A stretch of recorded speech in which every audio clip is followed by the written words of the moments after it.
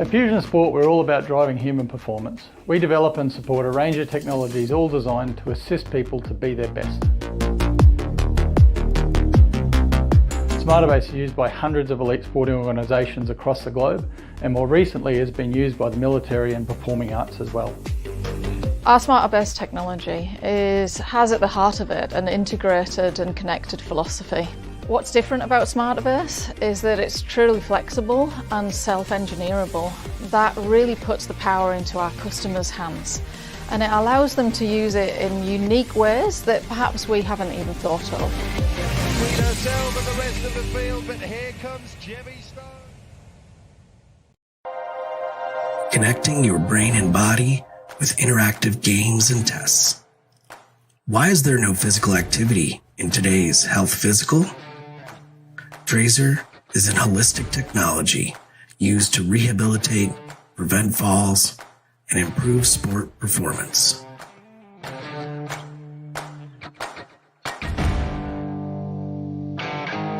Trazer reports provide you, your clinician, your physical therapist, or athletic trainer objective data to make decisions on your health and performance over time.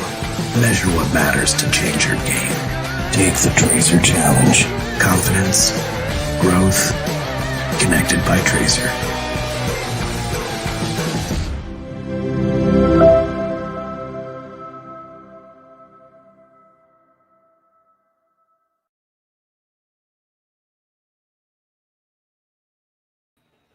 Hello, ladies and gentlemen. This is not your boy Eric Wilson. You do not have to adjust your TV set or your phone, laptop, whatever you're looking at.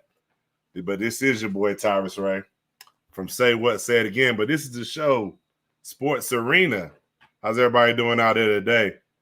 We're waiting on everybody to get in here, but I do got my girl with me, the Queen of Hoops, 806 Sports to Sip Off, NBA Carousel. I can keep going on and on and on. Megan, how you doing tonight? I'm doing really well. How are you? I'm doing good. You know, good Monday night. Good. You know, even though my team lost yesterday, you know, we'll talk about that later. But, you know, even though they lost yesterday, you know, it is what it is. Your guys won. Yeah, we did win. It wasn't towards the end of it. Like, we had a real dominant second and third quarter. Our fourth quarter wasn't quite as dominant as I would have wanted. First quarter, Carolina's defense looked really dominant. We made some adjustments. There was a couple of injuries on the Carolina side that kind of helped us to deal with those adjustments as well. But I thought we looked good. I was happy with how we played. I was really happy with Zeke and our offense. And I think every single week our defense looks better. I have to, you know, for once, I have to agree with a Cowboy fan.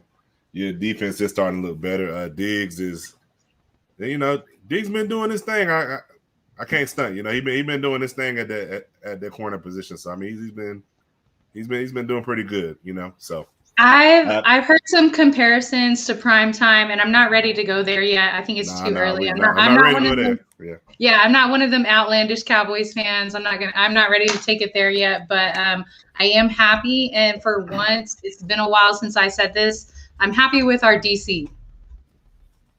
What? I am. I'm happy. I'm happy with Dan Quinn. I think he does a good job.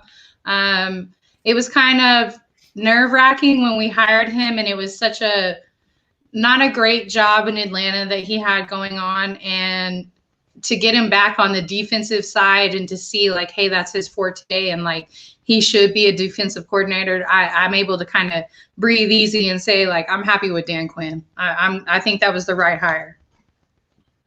You know, that's one of the things we say quite often. You know, some guys, you know, might be good coordinators, but not very good coaches. So definitely understand that. So let's go ahead and get into why we are here. You know, WNBA. Right. Have a lot going on. Chicago Sky is up 2-1 over the Connecticut Suns right now. And Phoenix Mercury, are up 2-1 over the Las Vegas Aces. And your girl DT Thursday, she had a monster night with 37 points, 6 rebounds, 10 of 13 from the field, 8 of 11 from the 3-point, and 9 of 9 from the free throw, showing everybody that she's back and that she's the GOAT. You know, Bill Laimbeer said, like right before that game, he like was quoted saying, "She ain't hurt." And I was like, well, she might be because she was limping the entire first game. And then we saw that game and I was like, she not hurt. Laimbeer right. So she ain't pulled a Mike Miller, did she? Mike Miller limped all through the finals. I don't think she faked it. I think she's feeling better. I don't believe the GOAT to fake it like that. You know, like I think she was limping. She was having a tough time. I think she might be feeling better now. I don't know if that's heart or if that's just actual physicality. But, you know, we call her the GOAT for a reason. So whether she hurt, whether she not, she pushing through it. Most definitely. So out of these two series, which team you think has a better chance to come back, the Suns or the Aces? You know, and this is so crazy to say, but I think the Aces have a better chance to come back. And I love what the Mercury has going on. And I think they have a great team, but I just feel like Vegas is so strong. And it wouldn't matter if Vegas was playing Connecticut, which is the #1 team. I would still feel like the Aces probably have the better chance of doing it. Like I've just seen them in the regular season do so much more. So, and it might be a case of like the Utah Jazz. The Utah Jazz wins the regular season and don't do so great during the playoffs. So it might be something similar to that, but I just, in my gut, it tells me like Chelsea Gray, Kelsey Plum, you know, Asia, Liz, like they're just so deep over there that I think they really have the better chance to come back. I do think that the Mercury is a great team. I love Skylar Diggins, you know, and BG's having a catastrophic year, and she's broke some records. But for me, it just feels like the Aces came so close last season. They were this close to winning the championship, and the Storm just had that much more. And we didn't see Breanna Stewart this postseason. So for me, it feels like the Aces are it. Yeah, I mean, and if this doesn't say anything, you know, if you look at the standings, the Suns and the Aces had the two best records in all of the WNBA. The Suns being 26-6, and the Aces being 24-8. And both of those teams are down right now. That just goes to show you what a difference that Taurasi makes. Because, absolutely. Throughout the season, I know she didn't play a whole lot. So she did not. She's had some issues. Right now, she's currently dealing with a left ankle sprain. And I want to say it's like a high ankle sprain. Before that, she has some other issues. So it's been a tough season. She was able to get healthy in time to make the Olympic team. And I do think that leadership made a big difference. Like we didn't see like a high point performance during the Olympics from DT, but she had quite a few assists. She has some rebounds. And I just feel like that veteran presence made a lot of difference in the Olympics. And it might still be making that much of a difference because the Mercury has way more experience than the Vegas Aces. So, you know, like Asia, she's a champion as far as like college wise and Olympics. Like she's taken it all the way there. She's won.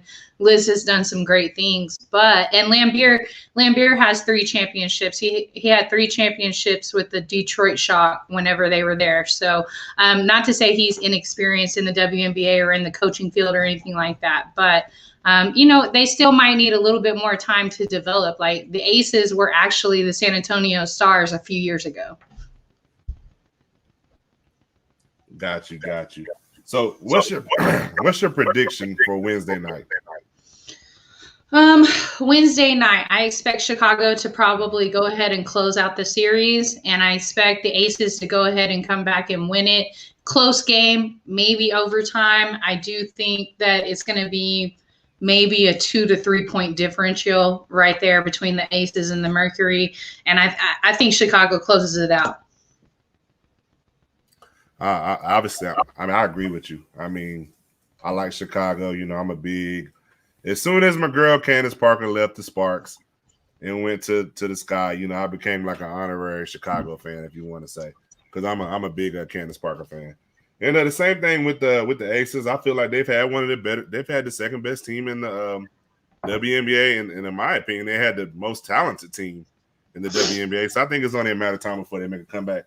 I do hope that Phoenix does close it out. I would like to see DT in the finals versus Candace Parker.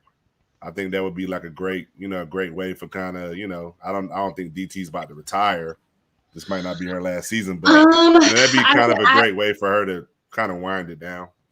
I have some concerns about her retiring. Like, I didn't really feel like this was her year to retire until she got this injury on her left ankle, and it just kind of seems to linger. That type of injury can be changing with you when you're in your 19th season or 17th season. Like, that can be career changing. Like, you might decide, like, hey, this is it. My best friend, she's most likely retiring. She retired from international play. We might just go ahead and walk off into the sunset together, because her and Sue Bird, they're best friends.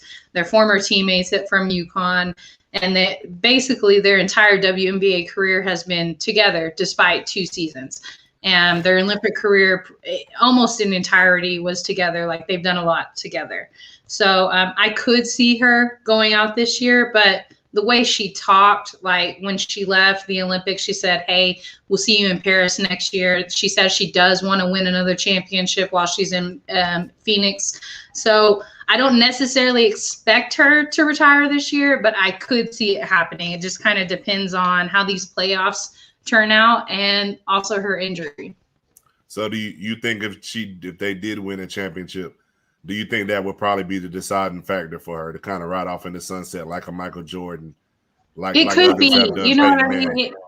It could be, you know what I mean? Go out on a high note, and especially you go out a champion, and in a year where you had Chelsea Gray, Asia Wilson, Breonna Stewart, you had Candace Parker, you had all this talent within the league, and they're all on different teams. Like, there's a lot of competition within the league. There's a lot of good teams. I would say teams 1 through 8 are all excellent teams and had almost the ability, not quite to finish it out on top, but definitely to make a deep playoff run. Like, any one of those teams could have done well, and we probably wouldn't have been that surprised because there's that much talent on the team. Mm-hmm. But if they finish out on top, I think she might just go ahead and say that's it. I mean, her wife is about to have her 2nd child, and so that life is changing, and when you're a parent, you got young kids at home, and you think that you've accomplished all that you can in that field, you might feel like it's might be time to hang it up. I'm not saying she should. I'm just saying that might be the mind frame. So I know you mentioned the San Antonio team and the Detroit team. Mm-hmm. If WNBA was to expand, you think there was to be more expansion? Do you think that there'd be 2 possible locations that could have teams and be able to maintain them? One of the biggest things that I talk about within the WNBA is that I would love to see a team come back to Charlotte. I felt like Charlotte has some great fans. I love it. I love the thought of having a WNBA team in Charlotte because the GOAT is there. Like, Jordan is there. He's worked with the WNBA before. He was a part of the team when Shamik Holdsclaw was there. Like, he's been a part of the WNBA before. And so I feel like just his footprint and his presence, like, I feel like he's the key to bringing the WNBA back to Charlotte. And I would love to see a team back in Charlotte. Got you.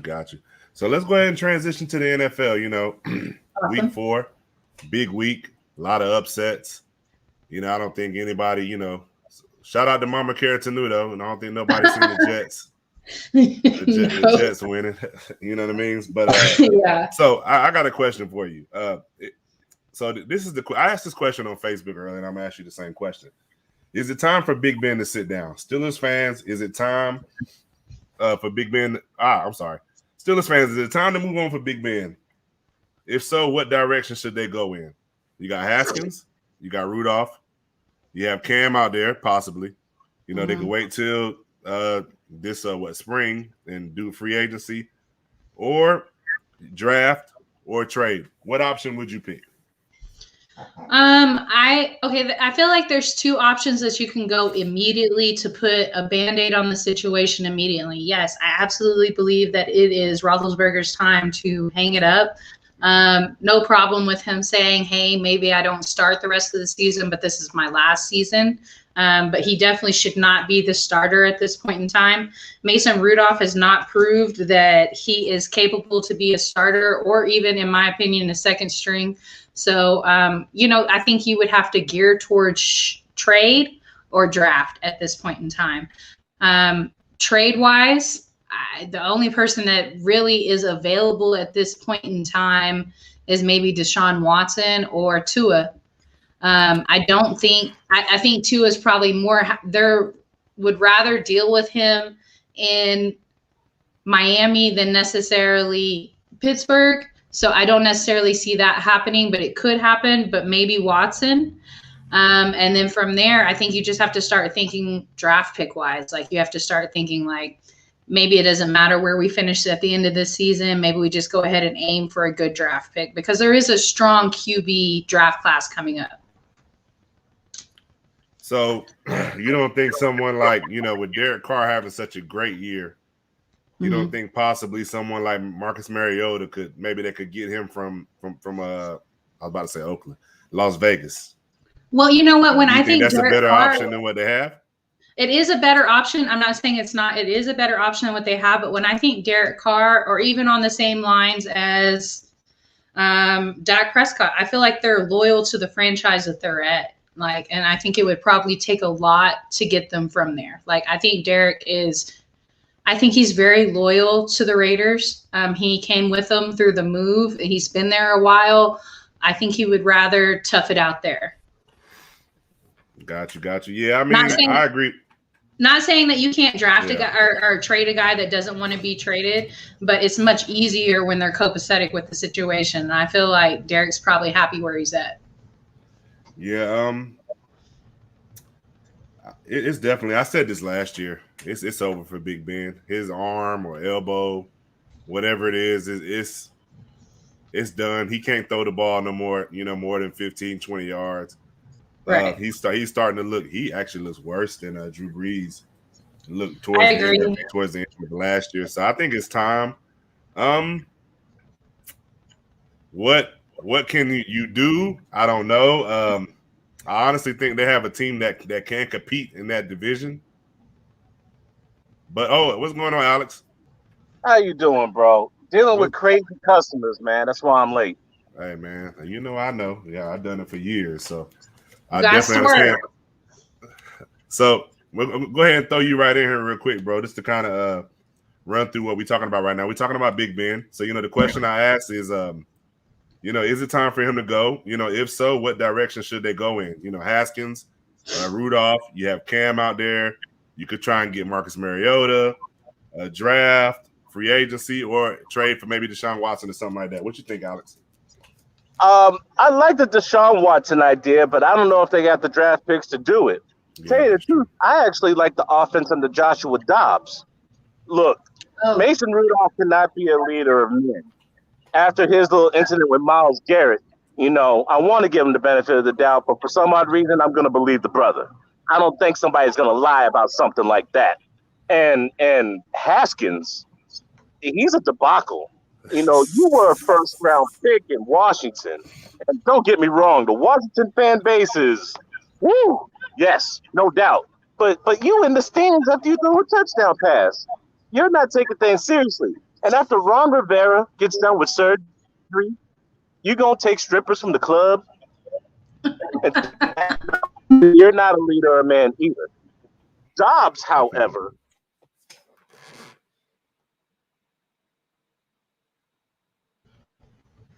oh no, he faded out. Can you hear me now? Last thing we heard was Dobbs. Oh, okay. They need to use Dobbs as a starting quarterback because Big Ben, bro, he's throwing that football like a shot put, bro. He's done. He's so done. He's got no zip. Yeah. I'm done. Yeah, no, I mean, I definitely agree with you. They got to get him out of there, for what? I don't know. I'm not very familiar with Dobbs. Like I said, I wouldn't mind if they did try to get Mariota. I do think they have the type of team to where they can compete. Those receivers aren't bad. I like Najee. I think their defense is still pretty good. The secondary is not very good, but I still like that front seven. So moving on, I know you touched on it earlier, Alex, and this is one of your questions. End of the Jimmy G era in San Francisco is, Trey Lance played a pretty good game yesterday. Is it time that we move on from Jimmy G? What you think? Honestly, Jimmy G has a future. You know, he doesn't have to be a quarterback for the NFL. He's already in California. You know, he can make some masseuse movies, if you know what I mean, with some of the ladies in his life. You know, have Deshaun Watson directing. You know, everything will be all right. But yeah, no, he's done. I ain't fooling with you. You can't rely on him. Nah, you can't. You can't rely on him. All right, so he was traded to San Francisco about 5 years ago at the end of the 2016 season. Okay. He showed flashes of brilliance. They won 4 of his 5 starts. Okay. He was hurt second game, 2018, I believe. Then he comes back 2019, 2020, leads him to the Super Bowl, and now he's out again. Well, no, you can't rely on that. No, I agree, man. You know, we win when he plays, but like you said, he's not reliable. You know, I think he got, like you said, got knocked down the second game of that year, took us to the Super Bowl, and then last year he was probably missed more games than he played last year. And then when he came back, it wasn't the same. You know, he looked decent early on this year, but now that we actually starting to need him because we're playing better teams, because the first 2 teams we played wasn't very good, Lions and can't remember who the other team was, but there wasn't very good teams. Not the Eagles. There it goes. So now that we're playing better teams, all of a sudden something's wrong with you again. So I agree with you. I agree with you, Alex. You won't get no disagreement from me on this one. I was a little shaky about Trey Lance until yesterday. So, you know, he seems to be getting more and more comfortable. What you think? Megan? I'm on the same ground. I think Trey Lance is improving, and we are starting to see some of his capabilities. I'm not ready to put him in the starting position. I think you go ahead and finish out the season with Jimmy G as the starter, and just go ahead and let Trey Lance get his feet wet comfortably at whatever pace he's comfortable. Him and the coaching staff are comfortable just integrating him more into that offense. Like, he's there. We see some talent. I'm just not ready to just throw him to the wolves, the type of first or second pick type of, like, you know, if you take your first pick, the first round, the first pick overall, you know that they're starting. Like, they're, you know, Trevor Lawrence, we knew he was starting. We knew this was his team, and he's taking the whole new direction. I think that there is a benefit to letting somebody that you draft in their rookie season, letting them start accordingly with the team and within their readiness. So not ready to throw them in the starter position, but I think we see whose team it is. Got you.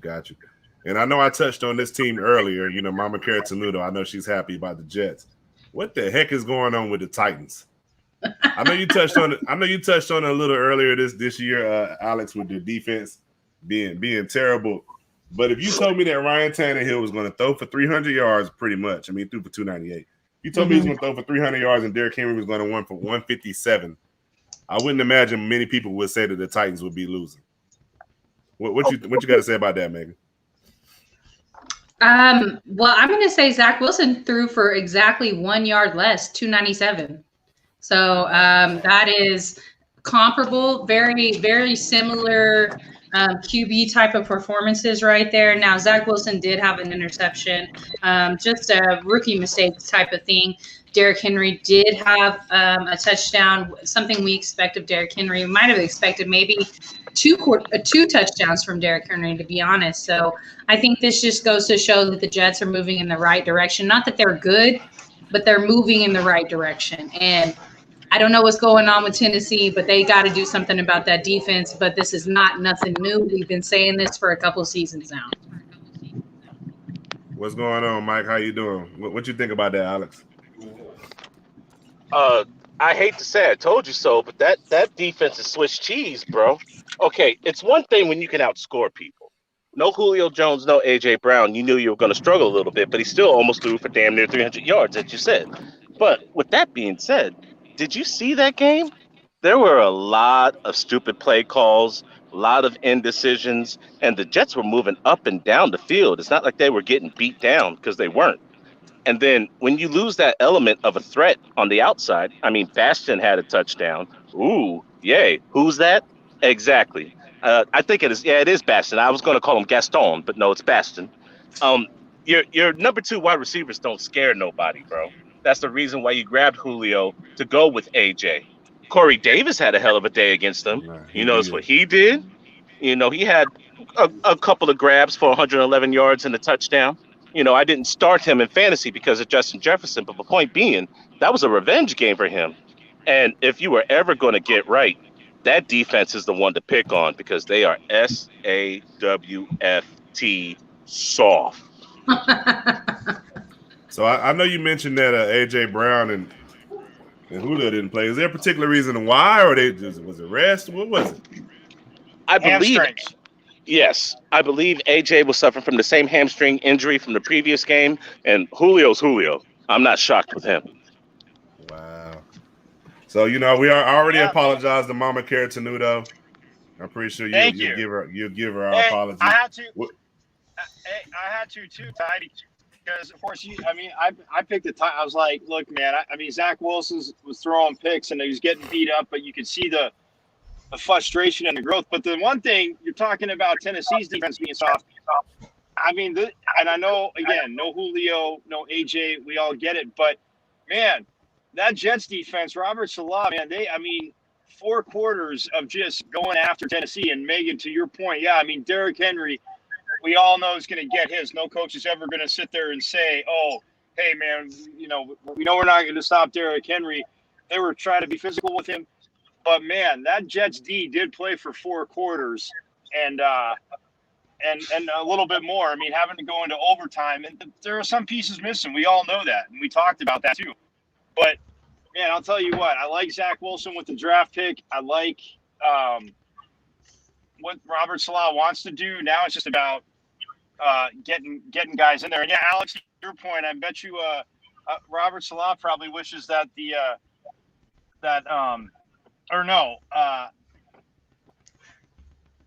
probably wishes that Corey Davis could play the Titans every week because he balled out for that, man.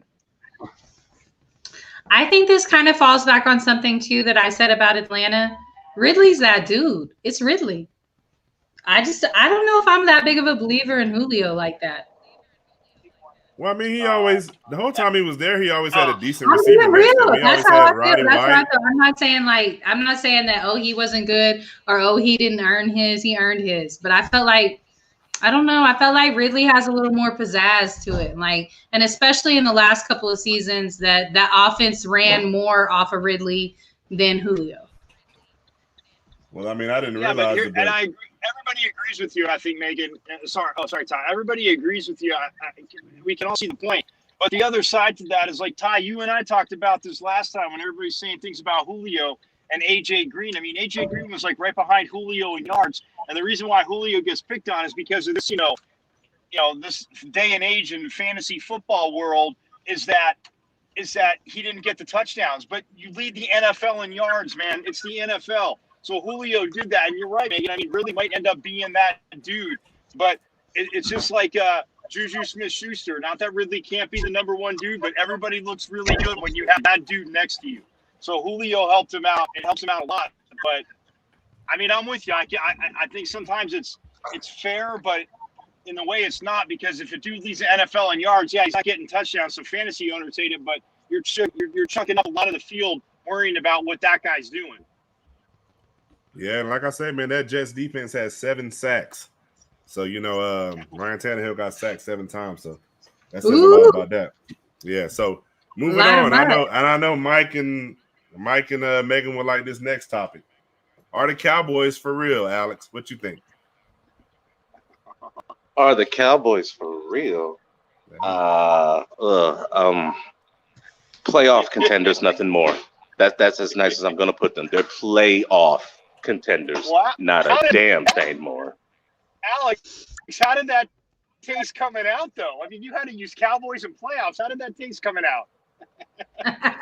No, I got to agree. And, I don't want to take it to the extreme and say, oh, it's our year. We're winning the Super Bowl this year. I don't believe that. I don't think we're winning the Super Bowl this year. I do think we have the possibility to win a playoff game this year, though. Literally every single time I see the defense on the field, I feel like, hey, at least they're not to blame. That's how I feel. I feel like they're not to blame on any. I think on both sides, the offense and the defense could tighten up on a couple of things. But it's great seeing Zeke active with the offense, and it's great to say, hey, our defense isn't trash. Like, not the best in the league, but not trash. You are the closest thing to recycled trash as possible. You can No, throw anywhere on that defense. You can throw anywhere on that defense. Let me finish. You can throw anywhere on that defense other than Trayvon Diggs. Brown's getting abused. The rest of the secondary is being abused. Smith can't tackle in coverage. The best thing about your defense is Micah Parsons and Trayvon Diggs. Other than that, we building off that too. Chill out. We building off them too.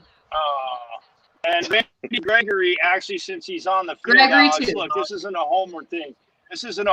Randy Gregory on the field is he's definitely playing better. This is why they drafted a guy that couldn't stay out of trouble, but he's definitely playing better.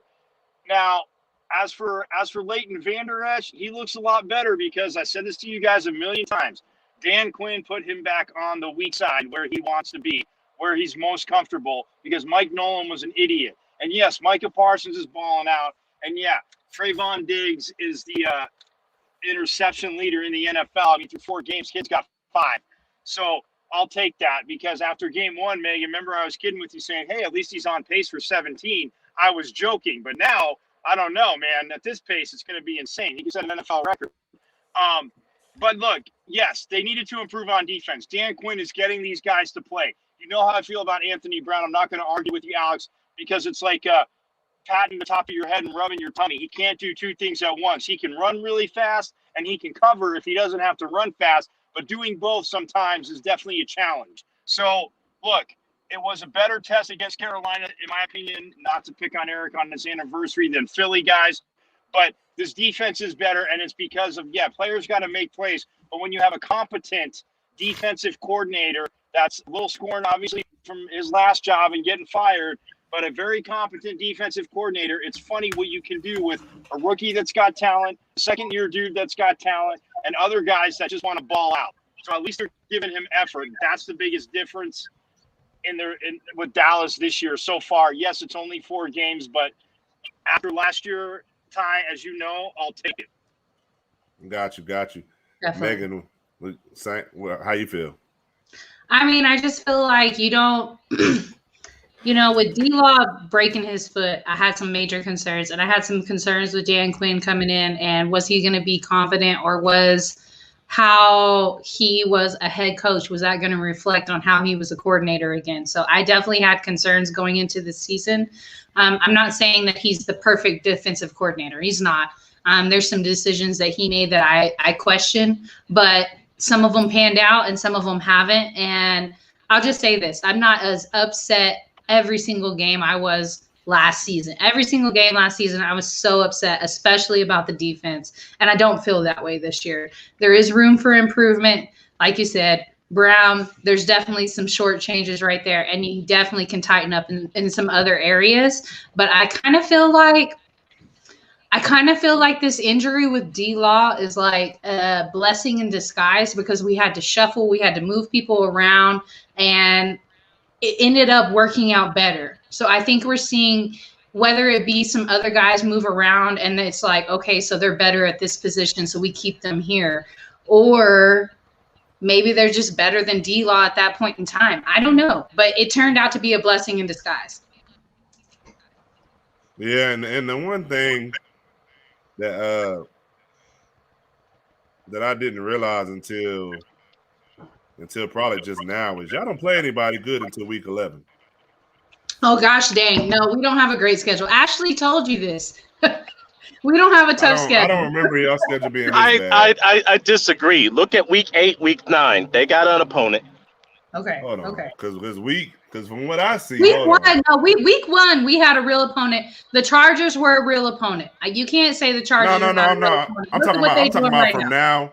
I'm talking about from now and then. You got the Giants next. Okay. Now to them. Then you have the Falcons, I want to say. Yes. Hold on. Yeah, Giants, Falcons. The Giants. We got the Giants. I think we got the Giants. That's probably. But yeah, I said that 2 weeks, even though the week after week 1 when they played the Chargers, because after the Bucks, Ty, to your point, they don't play a team that made the playoffs until week 11 when they played the Chiefs from last year. No. But look, we'll see how it pans out. And after last night, again, as much as you guys all know, and Eric knows this especially, obviously my disdain for New England and all the cheating and stuff throughout the years, whatever. But Brady looked, I mean, he didn't throw a touchdown last night. Yeah, they won, but that game against, you're always going to get a New England defense that's going to ball out. So, I mean, the Cowboys, yes, do have better weapons. I don't think Alex will too much argue with this than I think outside than the Niners or than the Patriots do and stuff like that. But it's going to be tough with that Patriots defense. So, but yeah, overall, the schedule, I mean, I'm not going to be like John and say nobody because it's still the NFL. It's still the NFL, but you got New York, New England, Minnesota. I mean, even though Denver's been playing better, but then you have Atlanta, then you finally have Kansas City, and then it gets a little tougher. You have Kansas City, New Vegas, York. even though New York feels like a trap game. It feels like they're so bad that they might win against us, and we might pull some Dallas BS. That's kind of what it feels like. Megan, well, guys, hold on, guys. Wait, Alex. You have to realize the Giants have lost 2 games by a total of 4 points. They're not that bad. I'm not ready to say that. I'm not ready to say they're not that bad. But it could be. It's a divisional game, and I believe it's in their house, and so I feel like that could play a factor. No, but here's the thing, Megan. If the Saints if the Saints would have beat them, I'd be with you. But the fact that the Giants actually beat them, I think that opens a lot of eyes. And I mean, I don't fully agree with you about Dan Quinn because I love him as a coordinator, not as a head coach. But I will say this, that defense isn't going to overlook anybody because to Alex's point, again, with everybody in the secondary outside of Diggs and Hooker's coming around a little bit. I know he signed late. Hooker at least is coming around where you would expect him to play. But if they lost to the Saints, I'd be 150 million% with you. Now I'm like about 75% with you on a trap. But I'm just my thing about the Giants is they shoot themselves in the foot a lot. That's my take on them. But let's move on to a much better team than the Cowboys, shall I say? Okay. And I mean, you know, much like the Cowboys. The Seahawks? Nah, we're not talking Seahawks. Well, hey, look, watch your mouth. Watch your mouth, Mike. Hey, look, I ain't Eric. I throw people off. With that being said, Arizona, man. Arizona, everybody's been kind of was, you know, I know last week everybody was kind of in the middle on Arizona. You know, even though I said I felt like Arizona was the second best team in. Did I say the NFL? Maybe I said that behind the Rams, but not the Rams, but they beat the Rams. So, what you think, Megan? I think that we are seeing what I said. Actually, I said that Kingsbury is a legitimate, real deal coach, and I feel like coaching has played a big difference in the last 2 wins. They might be petering off. We might see them take couple steps back, but I don't know for sure. Like what I'm seeing from them so far, like I feel like they're the real deal. They're definitely the number 2 in the NFC, and they definitely might be number 2 in the league. Honestly, I still have Rams number 1 throughout the league.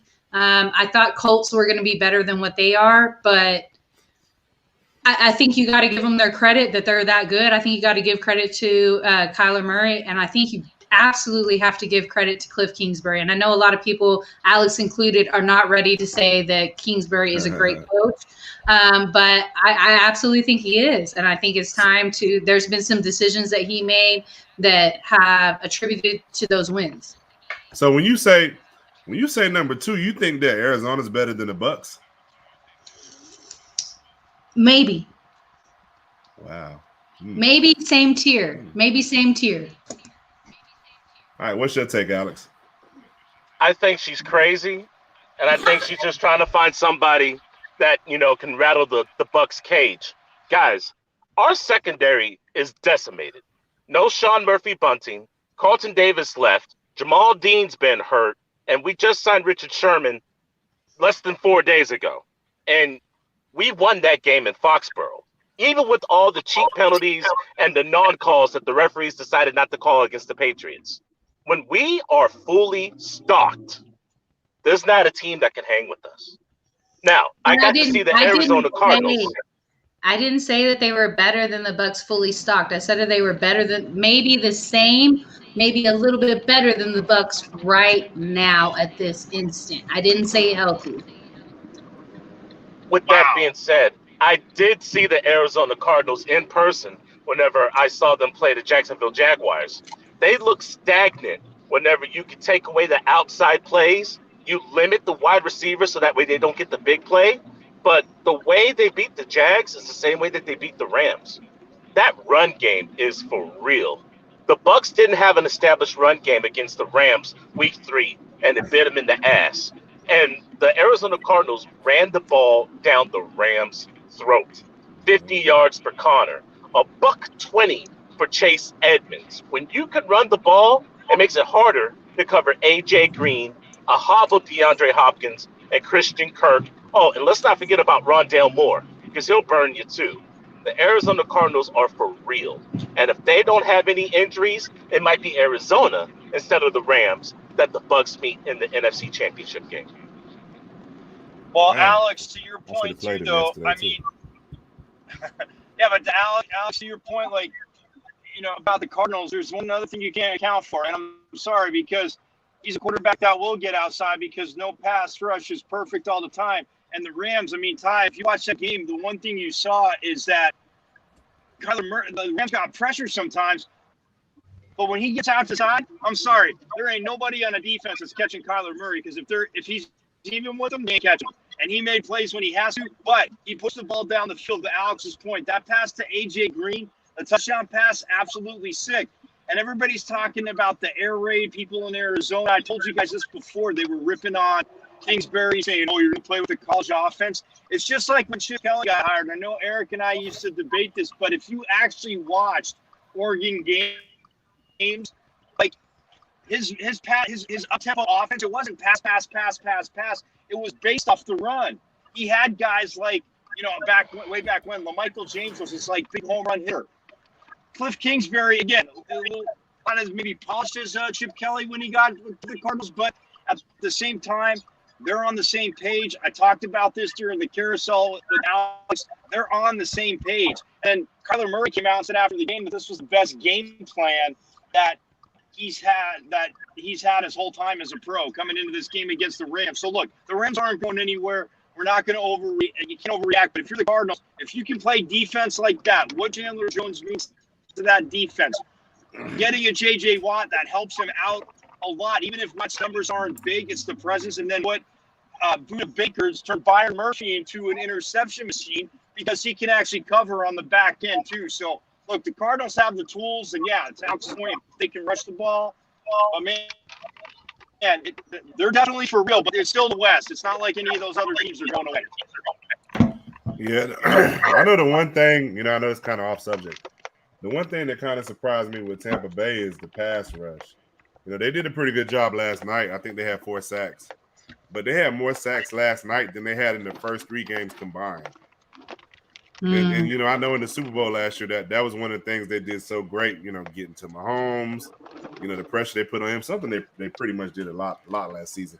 So, you know, that's one thing they didn't do that surprised me that they haven't done great so far this year up until yesterday. Now, with that being said, you know, we're going to talk about last night's game. Well, not really last night's game, what happened after the game last night.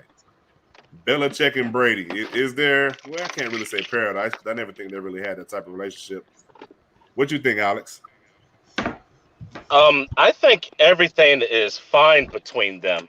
They have their own relationship.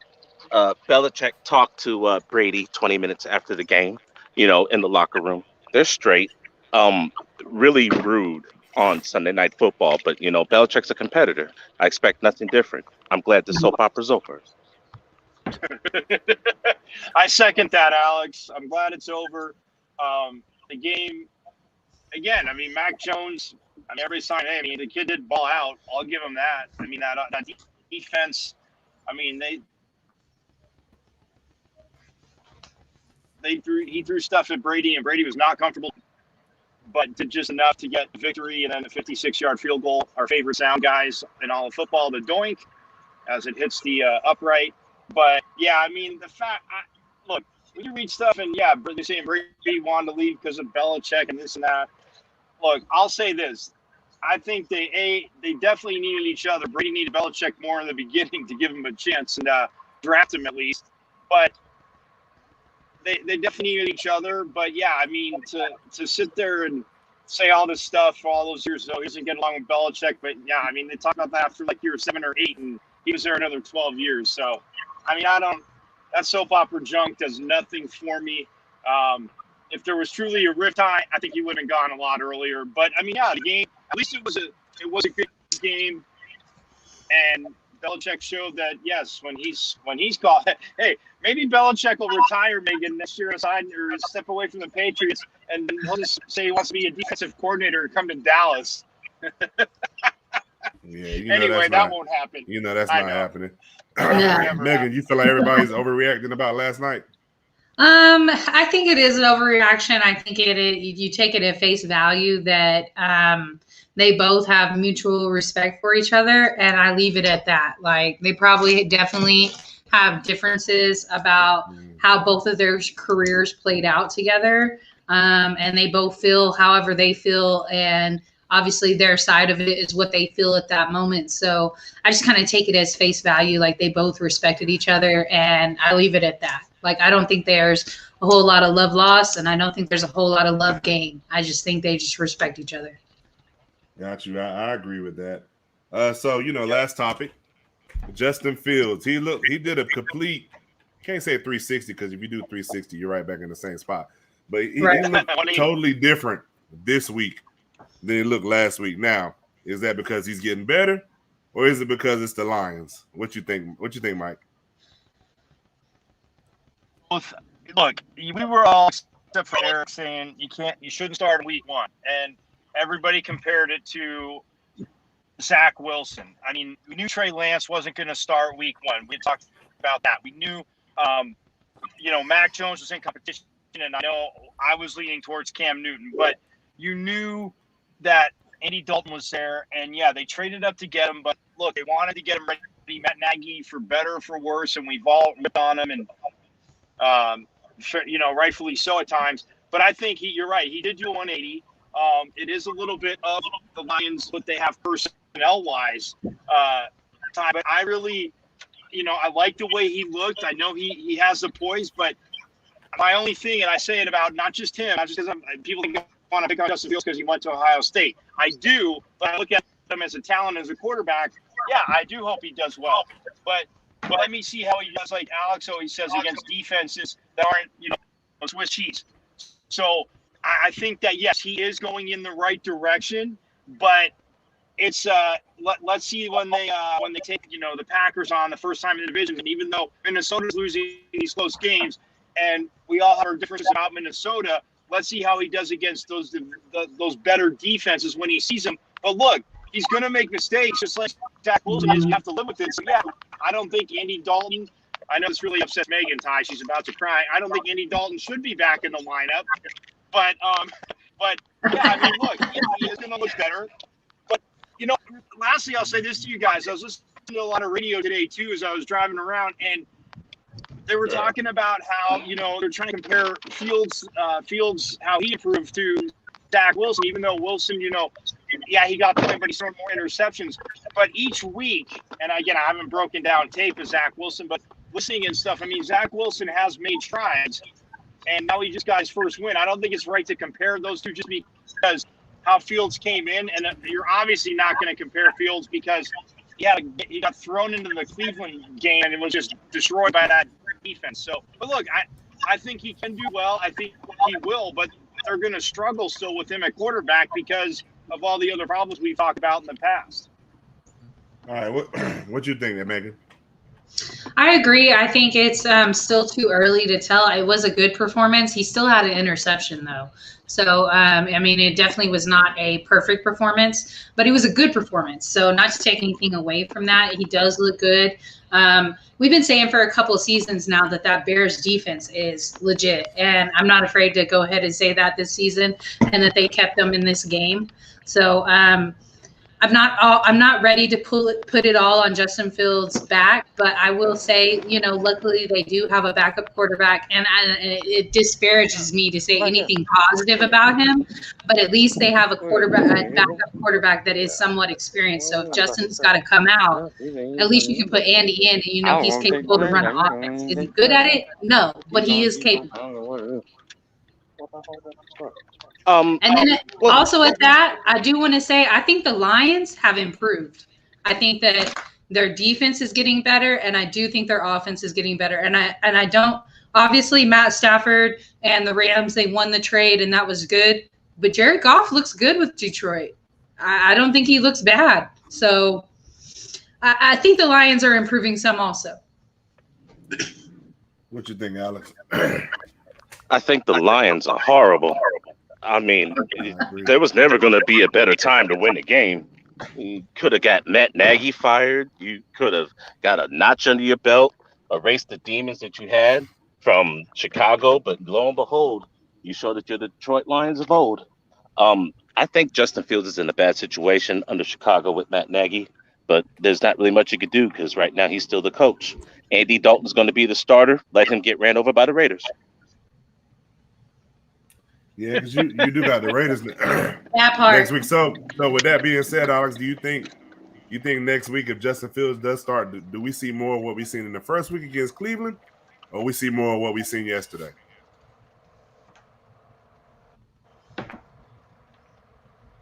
I'm sorry. Was that direct? That question was directed towards me. What was that? Yeah, it was directed towards you. Now I said, if Justin Fields does start against the Raiders, do we see more of what we seen against Cleveland, or do we see the Justin Fields we seen yesterday?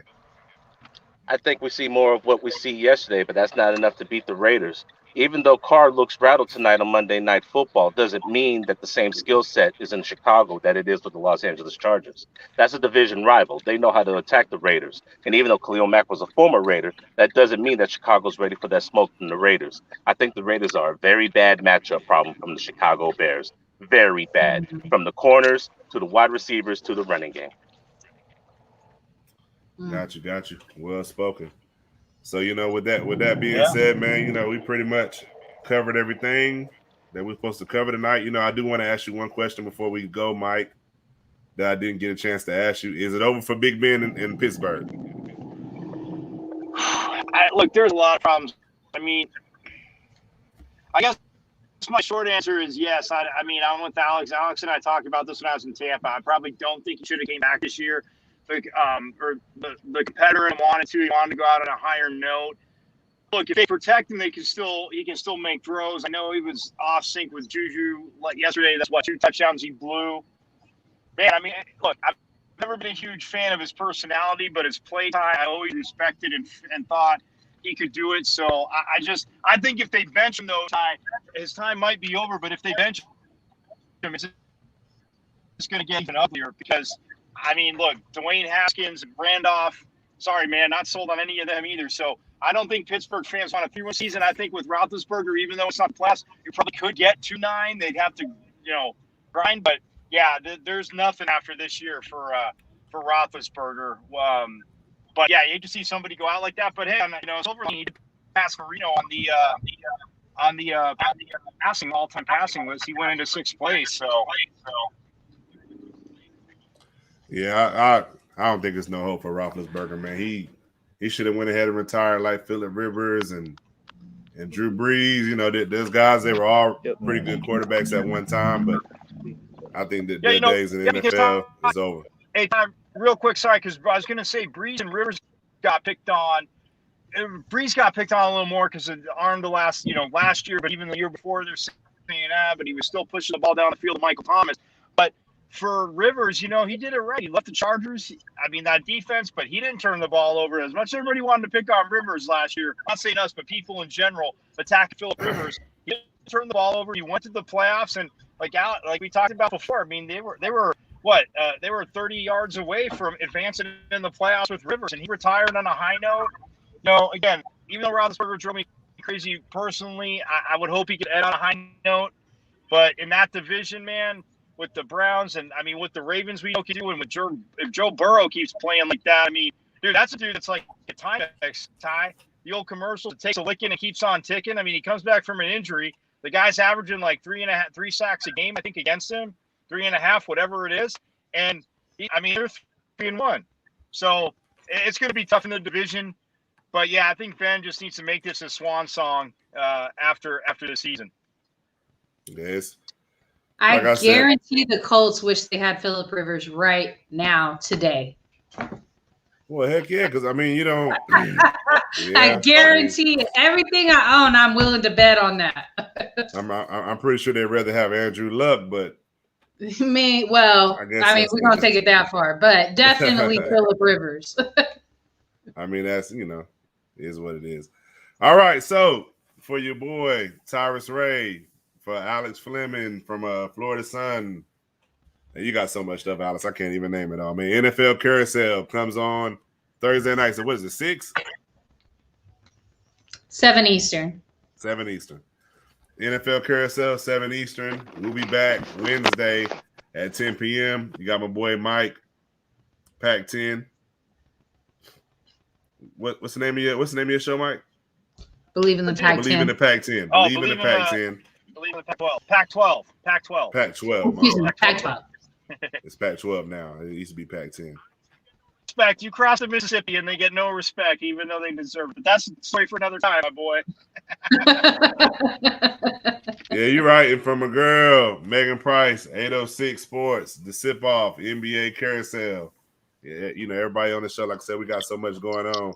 I'm pretty sure Eric Wilson and John will be back Wednesday. They have some stuff going on tonight. I know it's Eric's anniversary.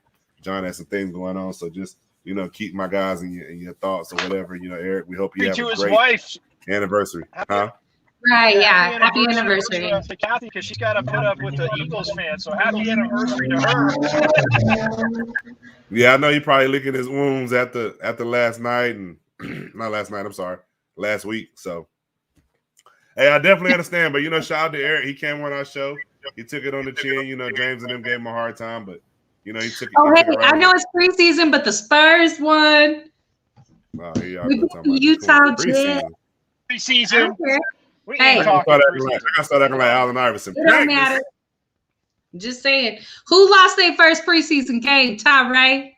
The Lakers. Man, we didn't have nobody playing. Really talking about you know who won? You know Thank who you, won? Alex. Thank you, Alex. Thank you, Alex. Preseason. I don't care. We're taking all victories. This is how bad the preseason is. I didn't even know they played last night. I'm just saying. Yeah. But all right, y'all. We'll see y'all Wednesday. Peace. Connecting your brain and body with interactive games and tests. Why is there no physical activity in today's health physical? Trazer is an holistic technology used to rehabilitate, prevent falls, and improve sport performance.